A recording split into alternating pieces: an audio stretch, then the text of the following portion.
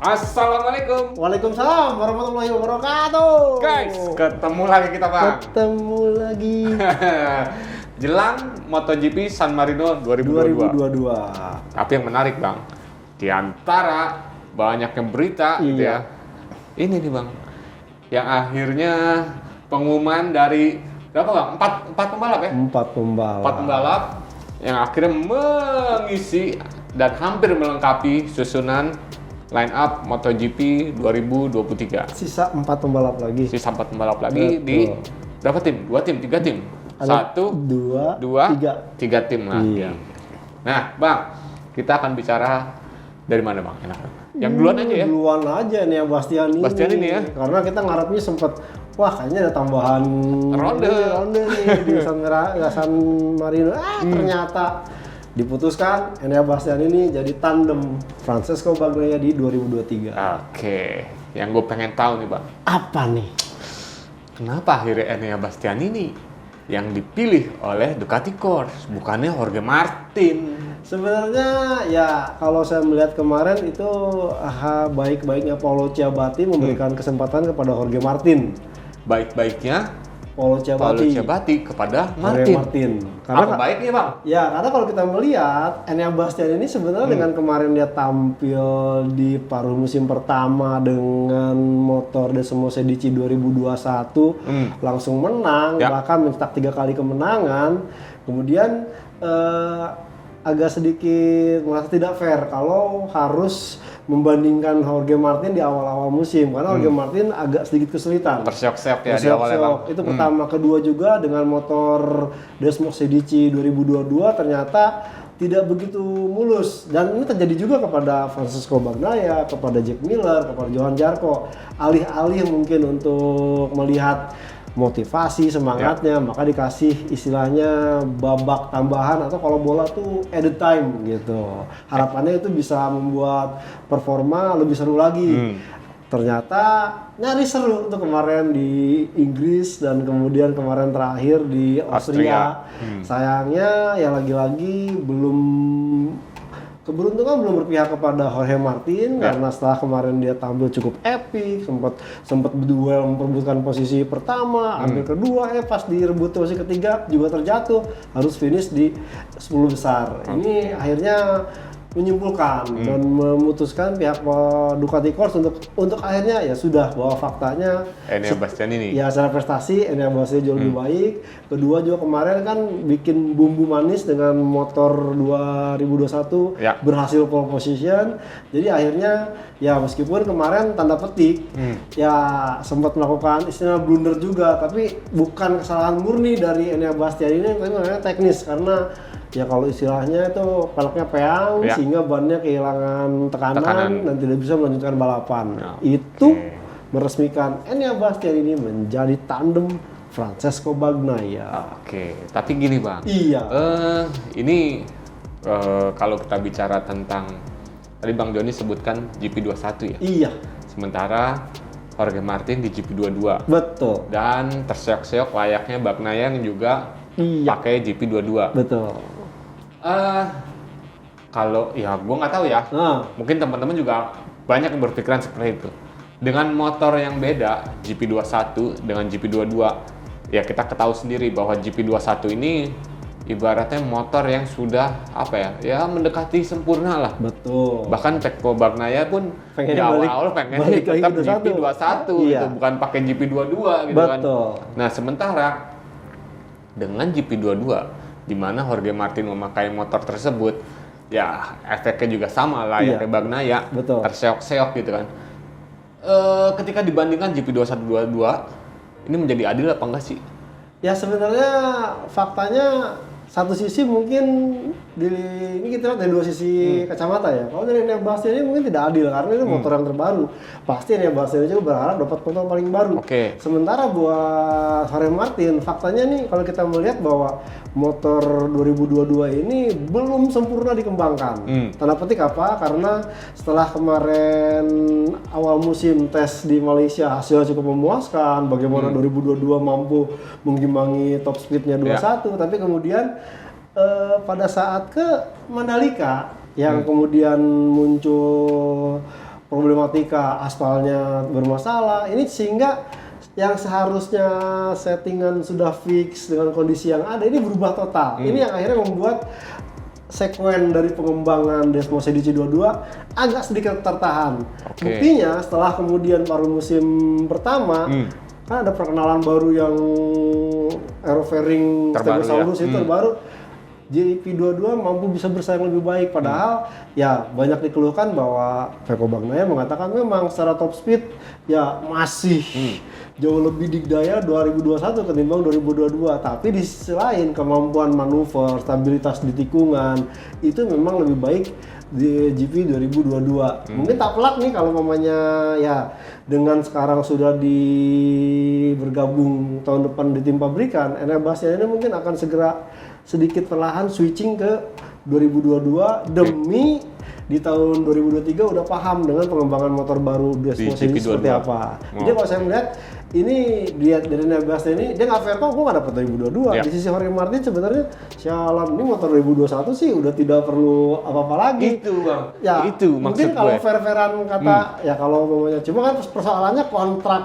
Pramac Racing itu kan sebagai tim pabrikan jadi harus menggunakan motor spek yang ada, sementara tim satelit tapi spek pabrikan maksudnya ya tim squad Ducati Cross pabrikan B gitu ya. Nah sementara si Gresini Racing ini memang Enea Bastianini dikontrak oleh Ducati Corse akan tetapi anggaran, dana, sementara kemampuan si Gresini Racing untuk mendatangkan motor Desmos edisi itu mentok di spek 2021 karena dengan 2022 anggarannya lebih besar lagi. Karena gini, gue berpikir bahwa Jorge Martin lah ya tadi abang bilang, coba kalau gue pakai GP21 lain cerita nih, bisa aja gue memperoleh kemenangan lagi, karena tahun lalu kan dia pakai GP21 dia menjadi yang terbaik dibandingkan dengan Enea Bastianini. Rookie dia pegang, kemenangan juga berhasil dia raup. Ya efeknya ketika di 2022 pakai motor baru, gue butuh adaptasi dong. Itu dia. Jangan bandingkanku dengan ya Enea Bastianini, tapi Enea Bastianini juga kan pakai GP21. Dia juga adaptasi gitu kan. Ya sebenarnya ya suka-sukanya Ducati Corse aja sih. Ducati Corse ini mencoba sebenarnya kalau aku melihat ini juga ada sedikit tanda petik assessment untuk jangka panjang. Karena kalau kita melihat ya Enea Bastianini dengan masuk ke pabrikan tidak serta-merta bakal mendapat full backup karena sesuai dengan janji dari Paulucci Abati bahwa baik Jorge Martin, baik Enea Bastianini di 2023 akan mendapatkan support yang hampir sama. Itu namanya aja yang beda. Betul. Ya tadi yang Bang Joni bilang, tim pabrikan A, tim pabrikan B. Betul, gitu kan. betul. Itulah ya. Nah, Bang, ini menarik bahwa ketika ya bisa dibilang Enea Bastianini bergabung dengan tim pabrikan, menciptakan ya duet All Italian lagi nih. All Italian. Yang pertama Andrea Iannone dengan ya Andrea Dovizioso. Dua Andrea. Betul. Yang kedua Andrea Dovizioso dengan Danilo Petrucci. Betul. Dah ini yang ketiga nih. Ya. Bagnaia dengan Bastianini. Ini kalau menurut Bang Joni, hadirnya Bastianini di tim pabrikan memberi tekanan besar nggak nih ke Bagnaia?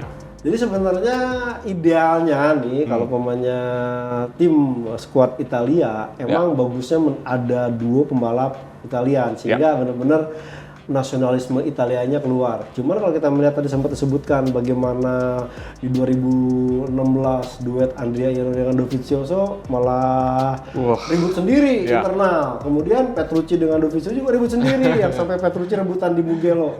Ini itu di tahun kedua ya Bang? Betul. Di tahun pertama sih masih aman-aman ya. Tahun kedua ya. Artinya ini apakah Ducati mencoba hal yang serupa? Ini membangkitkan istilahnya persaingan konflik di internal sehingga membuat istilahnya ya si pembalap yang saat ini pembalap utama itu Francesco Bagnaia dikasih tekanan lebih karena ya kemarin-kemarin mendapatkan tandem yang cukup suportif, yang mendukung. Belum menang-menang juga nih meraih titel juara dunia. Apakah ntar dengan hadirnya Bastianini ini bisa terjadi? Mungkin mereka coba melupakan di dua All Italian Rider sebelumnya. Dia berharap mungkin akan tercipta ya kondisi apik dulu nih, bagaimana harmonis, artinya duel itu tercipta di internal Ducati sehingga duelnya ini benar-benar pure, bagaimana si pembalap tim pabrikan duel sama lain menghasilkan prestasi yang bagus. Ya melihat saat Jorge Lorenzo dengan Valentino Rossi yang justru duel di dalam internal cukup kuat, malah menghasilkan hasil prestasi-prestasi yang cukup bagus. Mungkin Ducati melihat seperti itu, tapi lagi-lagi nih kembali ke mungkin ke bos timnya Paolo Ciabatti, kemudian Davide Tardozzi, bisa nggak nih mengelola keduanya agar benar-benar tidak menjadikan duel internal Ducati sesama balap Italian malah blunder gitu, seperti kejadian Andrea Iannone atau Danilo Petrucci ini malah nanti bisa backfire sendiri ke Ducati Corse di 2023 dan 2024. Oke. Atau jangan-jangan sebenarnya nih dipilihnya Bastianini ini Bang, ada apa ya? Ya saran atau titipan juga nih dari yang MotoGP nih, dari Carmelo Espeleta nih. Iya, betul. Udah, lu pilih Bastianini aja, sama-sama Italia, biar nyiptain konflik, biar MotoGP seru lagi. Ya karena memang problemnya ini kan setelah, ya bener juga sih melihat yang Carmelo ini melihat bahwa ada mungkin saran untuk memasukkan Bastianini agar terjadi konflik di dalam Italia sehingga membangkitkan fanatisme di Italia sendiri. Setelah kepergian Valentino Rossi kan Mugello turun, bahkan San Marino aja udah mulai berbagai macam cara ini ditakutkan juga turun. Karena udah gitu rasanya nggak datang. Nah itu dia. Malah balapan GT ini, udah kagak datang, ditakutkan turun, di pembalap murid-muridnya juga ya kagak ada bos, kagak ada guru. Gua kagak nonton nih. Jadi agak sedikit ini juga sih. Jadi cukup wajar, cukup ya saya pikir logis kenapa Eneas ini dimasukkan kepada Francesco Bagnaia sehingga memunculkan konflik internal dan ini bisa membuat istilahnya ya fanatikan masing-masing pembalap ini akan terlecut gitu. Oh bagaimana nih? Oh sama Italia, enggak gue Francesco Bagnaia, gue Eneas ini akan tambah seru. Karena gini, kalau gue ngeliatnya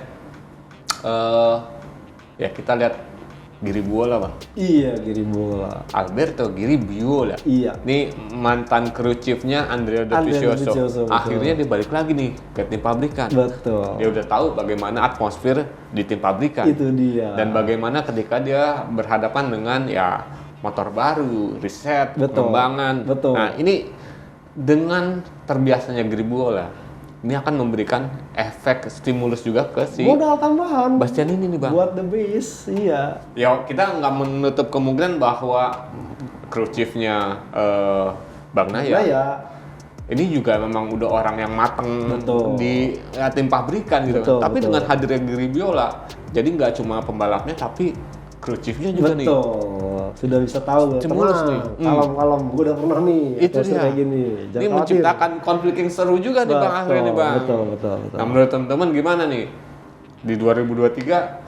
Ya ngedukung siapa nih kira-kira ya Bang? Saya sih lihat dulu ntar di paruh musim, di tes pramusim yang Valencia atau Misano besok nih? Misano kan itu patokannya buat tetap pakai motor lama kan? Iya, saya sih lebih ke akhir musim nanti di Sepang dan di Portugal. Karena Portugal kan udah membuka musim depan. Tes pramusim berarti itu Bang ya? Betul. Oke, nah menurut teman-teman gimana tuh? Nah Bang, itu kita panjang banget dari ngomongin Bastianini dan Jorge Martin doang ya? Itu, ditambah Bagnaia sih. Nah, ini nih Bang, yang menarik. Teng. Ya. Menurut Bang Joni, satunya sih masih Suzuki, tapi tahun depan mereka menjadi udah ada tulisannya, udah 93, 36 digabung, tiganya satuin. Nah, Bang, menurut Bang Joni, dengan hadirnya Joan Mir di Repsol Honda, ini seperti apa nih? Tentu sama beratnya sebagaimana Jorge Lorenzo bergabung dengan Repsol Honda, sebagaimana Espargaro bergabung dengan Honda. Karena kita melihat bahwa satu hal ini atmosfer baru buat Joan Mir, apalagi ini belum ada kabar apakah Joan Mir bergabung dengan Repsol itu berikut dengan dia boleh bawa kru chief atau orang kepercayaannya, belum ada kabar. Karena santer berita bahwa hal yang membuat alot kontrak antara Repsol dengan Joan Mir itu bukan hanya karena Joan Mir disponsori oleh Monster dan Red Bull berada di HRC, tapi juga adalah klausul soal boleh bawa orang kepercayaan Joan Mir atau tidak, karena Carcadi ya? Iya, Frankie Carcadi yang istilahnya ini yang menjadi otak atau sosok di balik kesuksesan seorang Joan Mir hingga akhirnya bisa menjadi juara dunia di 2020 kemarin. Ya. Dan lagi pula kalau kita melihat kebijakan atau polisi HRC ini strict. Tidak boleh membawa orang dari luar, semua disupport dari HRC. Itu bagaimana kita ingat kemarin Paul Espargaro tidak jadi bawa Paul Treviatan, malah disandingkan dengan Aulin. Hostnya pun tidak terlalu bagus. Nah, kira-kira nih apakah Joan Mir akan membawa orang lama atau dengan orang baru? Kalau orang baru siapa nih? Itu yang pertama. Artinya crew chief akan menjadi adaptasi tersendiri. Kedua, bahwa Joan Mir ini memang sudah terbukti hebat dalam riset dan mengembangkan motor inline. Satu GSX-RR ini mesin inline. Bareng sama Alex Rins ya. Betul. Dan sekarang dia ke V4. V4 ini butuh karakter yang agak berbeda dan sudah belajar pengalaman juga. Jorge Lorenzo yang bahkan sempat ke Ducati dia kan, tetap boncos. Kemudian Alex Espargaro sempat juga di KTM digadang-gadang pasti punya tetap boncos. Ini seorang Joan Mir belum sama sekali punya pengalaman V4 langsung ke inline. Tentunya ini akan sangat istilahnya luar biasa kalau Joan Mir bisa langsung cepat beradaptasi.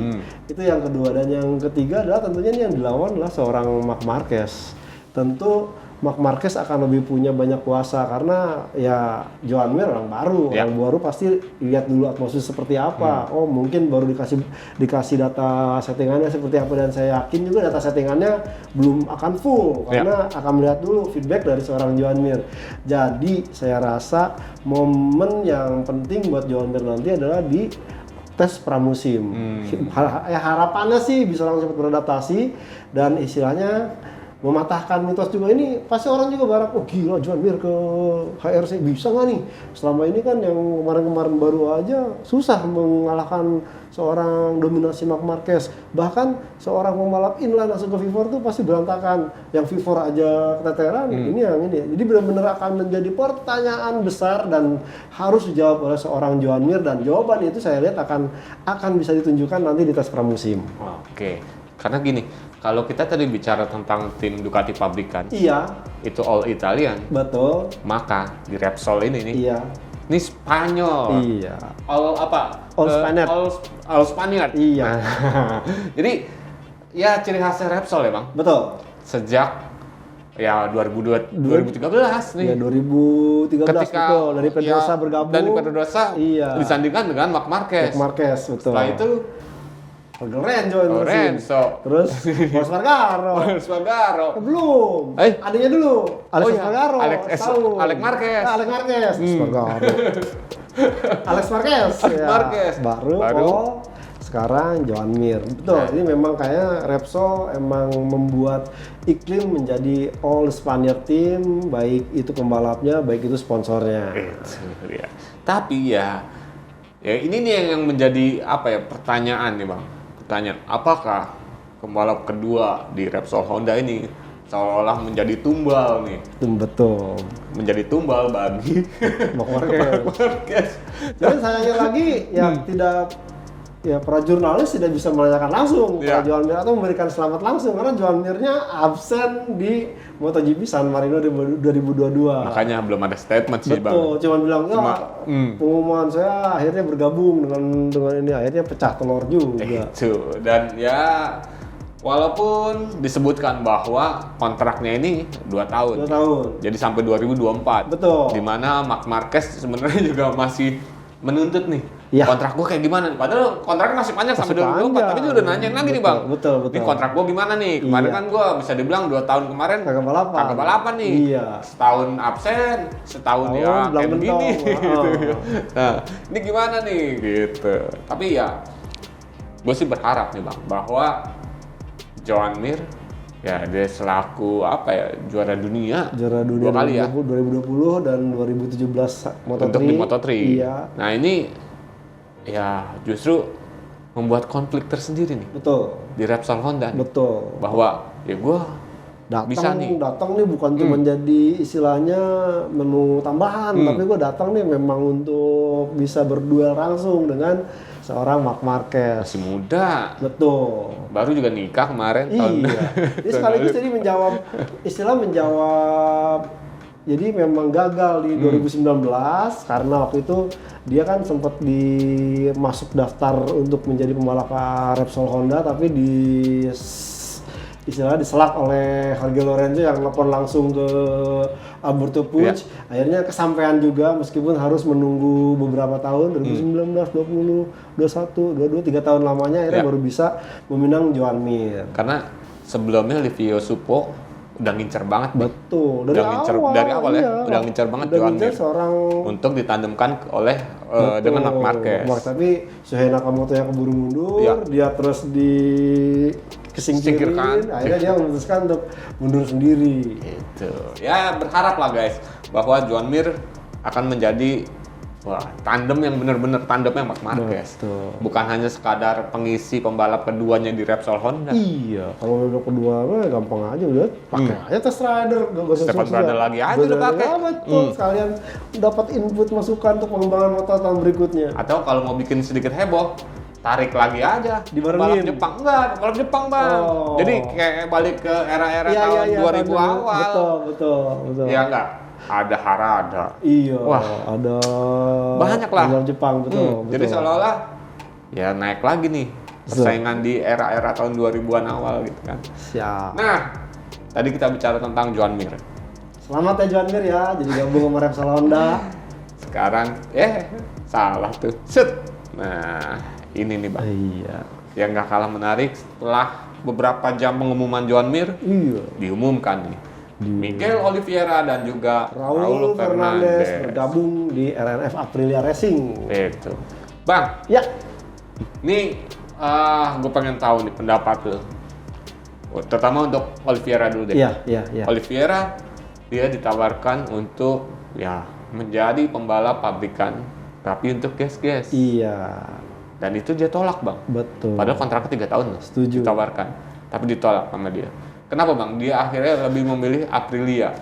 Jadi ini problemnya adalah Miguel Oliveira lebih berkonsensus dengan approach atau penawaran pertama, di mana di saat dia di tim pabrikan, kemudian tiba-tiba ada omongan ya tahun depan lu bergabung dengan Tech 3. Ya. Kemudian langsung Jack Miller keluar.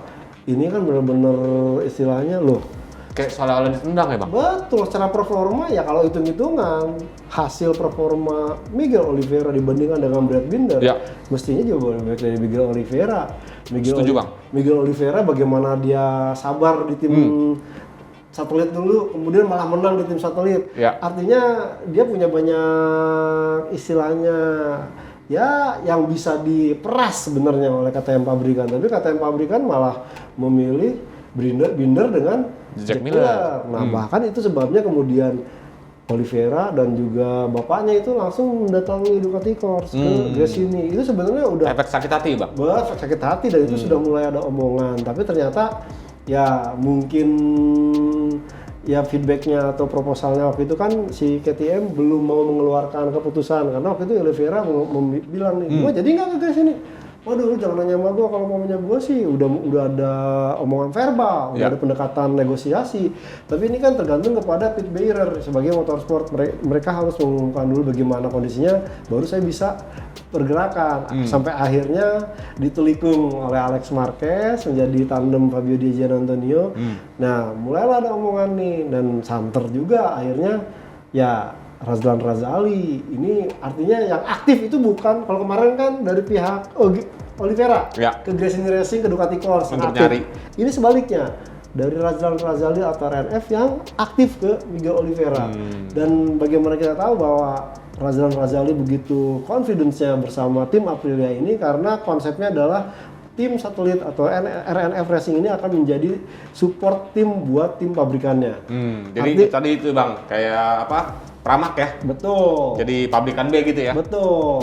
Nah, Oliveira ketimbang gua balik lagi ke Tech 3 dengan support yang tidak jelas, terus coba di-upgrade menjadi gas-gas, faktanya gas-gas ya tetap aja itu gasnya cuma nama doang tim pabrikan, tapi motornya motor KTM RC16 tanpa ada janji ya upgrade atau seperti apa. Ya mendingan itu jangan gabung ke Aprilia. Kalau di Aprilia dia bisa memberikan feedback tanda petik mampu mengembangkan motor RS GP 2022 ini akan menjadi kesempatan buat dia mungkin di 2024 ke sana jadi tim pabrikan Aprilia. Syukur-syukur bersama RNF dan motor Aprilia yang sama speknya, dia bisa meraih kemenangan demi kemenangan. Ini tentu akan menjadi nilai tambah buat seorang Miguel Oliveira. Karena ya di kontrak pun belum diumumin nih Bang. Betul. Miguel Oliveira di kontrak berapa tahun, Raul Fernandez di kontrak berapa tahun, baru diumumkan untuk squad di 2023 aja. Iya. Berarti dia dengerin lagunya Maggie Z Bang. Apa tuh? Lebih baik sakit hati daripada sakit gigi. Iya, sakit gigi ya, dia periksa sendiri dokter gigi. Aduh, ampun. Tapi kalau menurut lo Bang, ini, tar dulu. Kita bicara tentang Raulnya dulu deh. Raulnya Bang. Iya. Nah, menurut tuh Raul dipilih oleh Aprilia, oleh RNF. Ini secara kebetulan atau memang apa ya Bang? Ini pembalap inceran gue nih. Itu. Betul. Apa nih betul? Benar nih. Inceran si RNF itu emang ngincer Raul Fernandez dari waktu dia masih di Moto2. Oke. Cuman sayangnya pada saat dia proses negosiasi ya keburu di-keep duluan. Di-keep oleh KTM. Karena pemaisannya tidak, itu ya Raul pun sampai berbinar-binar anjir naik motor Yamaha M1 yang buat rookies itu benar-benar istilahnya user friendly. Cuman sayang akhirnya di-keep oleh KTM, kemudian KTM dengan ambisiusnya menaikkan dia ke MotoGP. Nah, dari sini sebenarnya ini RNF dapat durian runtuh. Kenapa dia menggunakan Raul Fernandez? Karena dia punya pengalaman yang cukup banyak dengan motor V4 KTM dengan segala macam kesulitannya. Nanti dia akan menggunakan motor RSGP yang jauh istilahnya user friendly dan ini diungkapkan langsung oleh Alex Espargaro dan juga Maverick Viñales. Jadi saya harap nih dengan karakter Raul Fernandez yang mirip-mirip dengan Maverick Viñales ini bisa langsung tune in, padu dan bisa istilahnya memberikan prestasi yang baik kontribusi yang baik buat RNF di tahun 2023. Oke. Tapi ternyata Bang, ya itu Bang, yang tadi lu bilang Bang, bahwa incerannya Razdan Razali dari dulu. Tapi ternyata bukan cuma Razdan yang ngincer Bang. Iya. Massimo Rivola juga ternyata udah ngincer banget. Betul. Udah ngincer banget Raul Fernandez nih. Betul. Untuk di KTM. Dari awal ya dengung-dengungnya Aprilia akan membuat tim satelit gitu. Iya. Nah ternyata Rivola udah, ngincer nih. Betul. Gua harus dapetin Raul Fernandez. Makanya akhirnya teleponan tuh Bang. Bahwa udah lu ayo gabung deh ke Aprilia gitu kan. Cuman sebenarnya tuh kemarin kan santer ramenya bakal diumumkan hari ini. Wah lama amat ya Rabu, tiba-tiba juga. Itu. Kami tahun depan resmi menggandeng Oliveira dan Raul Fernandez. Lah katanya hari itu karena gue rasa dimulai dari Raul Fernandez Bang yang udah bikin statement duluan bahwa di 2023 saya udah nggak bersama dengan KTM. Nah makanya Rivola, mumpung dia bikin statement, udah nih keluarin lagi aja deh. Bang Razdan, Datuk Razdan, lu setuju nggak gitu kan? Betul. Setuju. Udah akhirnya diumumin. Jadilah Miguel Oliveira versus Raul Fernandez. Oke. Tapi ini terakhir nih Bang, ini terakhir. Menurut lo, ketika dua pembalap ini sama-sama KTM nih, kita tahu gimana KTM susah ditaklukkan gitu kan. Kemampuan untuk Oliveira dan juga Raul Fernandez untuk menaklukkan RSGP seperti apa nih Bang? Jadi saya rasa kalau melihat iklim pabrikannya KTM dengan Aprilia ini agak berbeda. Aprilia ini memang bener pengen banget ada tim satelit dan tim satelitnya ini mirip dengan yang dipraktikan di Ducati Corse. Jadi bener-bener bukan tim satelit KTM, tim satelit Aprilia, tapi bener-bener squad Aprilia Factory A dan B. Dan itu sebabnya Razdan Razali sempat bilang mengapa dia menerima tertarik dengan nego bersama Aprilia ketimbang dengan Yamaha karena mereka akan istilahnya menggembleng pembalap muda. Kemudian mereka juga diikut sertakan dalam istilahnya pengembangan motor RSGP yang mungkin RSGP ini juga berharap akan ada yang mau nih tim satelit lain menggunakan RSGP. Dari situ Razali sadar bahwa ini memang makanan RNF Racing. Waktu di Petronas pun begitu, terbukti dengan akhirnya mereka bisa berkontribusi Fabio Quartararo ke tim Yamaha pabrikan. Dan itu pertama. Yang kedua adalah iklim bagaimana Aprilia ini kan plek-plek bahwa mereka ATM Ducati. Ya. Aplikasi terapkan, kemudian ya dikembangkan sama sendiri, modifikasi sendiri. Dan mereka melihat bahwa bagaimana kita lihat dia meniru Ducati tidak seperti KTM yang kukuh dengan RC213 RC213 ini yang begini kalau pakai frame trellis yang seperti itu. Aprilia sampai benar-benar istilahnya udah deh ubah dari mulai ini menjadi inline 90 derajat kemudian dimiripin pakai perangkat aerodinamika. Ini menunjukkan bahwa kultur pengembangannya ini mirip dengan Ducati. Jadi saya rasa Ducati yang sudah dibuktikan oleh banyak pembalap motor yang begitu kencang bagi siapa aja, ini juga sepertinya akan coba diterapkan Aprilia dengan kehadiran tim pabrikan. Dan saya rasa baik Miguel Oliveira dan Raul Fernandez tidak menutup kemungkinan bisa merasakan istilahnya bagaimana benefit motor RSGP yang bisa langsung kompetitif di 2023. Oke, berarti jangan-jangan juga gajinya yang bayarin Aprilia nih. Bisa bukan jadi. RNF nih Bang, jangan-jangan ya. Betul. Itu dia. Oh iya, hampir lupa Bang. Ini mana ya? Oh ini nih. Ya, mana? Oh ntar, ini abis ini. Ini Bang, Remy Gardner. Remy Gardner. Ini beneran nih guys, ini terakhir. Habis itu kita masuk sini. Remy Gardner Bang, ini kemana ya? Remy Gardner kemungkinan dia akan coba balik ke Moto2. Oh, kalaupun ada, mungkin kasian dia nih. Ya masih ada harapan sih. Bagaimana kan kemarin gas-gas ini masih ada satu slot. Oh iya. Mungkin betul. dengan status Tech 3 naik ke gas-gas, ya mungkin akan ada pembaruan kontrak. Remy tetap bertahan di Tech 3 tapi berstatus gas-gas Factory Racing Team. 01 nih Bang. 01 belum ada. Meskipun santer Augusto Fernandez, cuman kan kalau lihat dari Pit Bear bilang kapok naikin pembalap Moto2 ke MotoGP langsung, ya pembalap mungkin muda ya. Pembalap muda atau rookies dari Moto2, tapi dia mungkin akan coba mempertahankan Remy Gardner. Karena kalau mamanya boleh melihat, Remy Gardner jauh lebih istilahnya resilient. Resilient artinya tidak, ya mau hasilnya jelek ya tetap berusaha keras menunjukkan performa terbaik di atas motor KTM RC16. Nah harapan saya tahun ini menjadi debut dia mempelajari KTM RC16, di tahun depan mungkin dia udah bisa ketemu, mungkin begini. Itulah Bang, karena kalau langsung menendang Remy Gardner kayaknya nggak fair banget. Betul. Dia baru 1 tahun nih beradaptasi dengan KTM RC 16, dan kita tahu sendiri KTM RC ini bukan motor yang mudah untuk ditaklukkan. Iker Lekkinen aja udah 2 tahun masih bisa, masih apa ya, bisa bilang ya atas seok-seok lah. Setuju. Danilo Petrucci dikasih setahun juga nggak bisa. Betul. Malah bagus di motor enduro-nya. Makanya nggak fair lah ketika ya istilahnya menendang Remy Gardner di musim pertamanya. Betul. Bersama KTM. Pindah ya udah ke gas. Siap. Oke. Siap. Bang. Ya. Guys, saya Kabudiansyah dari Autores ID dan juga gridauto.com. Pamit guys. Dan saya John Mulai dari motorbursonline.com terus pamit. Iya, jangan lupa Kota Bursa guys. Kota Bursa. Tanggal 3 dan tanggal 4 September ini. 2022. Di Parkir Timur Senayan. 2 tahun kemarin nanyain, ada Kota Bursa nggak? Ya pada diem aja. Sekarang nih ada Kota Bursa. Langsung. Tanggal 3 dan 4 ya, Sabtu dan Minggu. Banyak keriuhan dan juga kayak ada acara Two Stroke Day. By Motor Plus di Auto Bursa. Betul. Dadah.